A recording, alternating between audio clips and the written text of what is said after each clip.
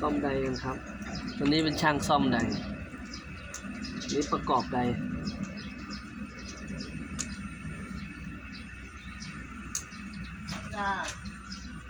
ใกล้แล้วมันหลอกตาเรื่องนี้ต้องไปรับเนียนๆอีกไม่ใช่เหรอ ไม่รู้แม่จะมาหรือเปล่า กินข้าวนะ ไม่รู้ต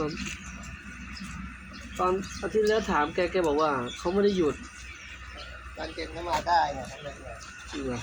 ต้องให้ละก้อยแล้วถามเขาหรือยายมาโทรถามยาย ได้ลุงปุ๊กไปไหนอะ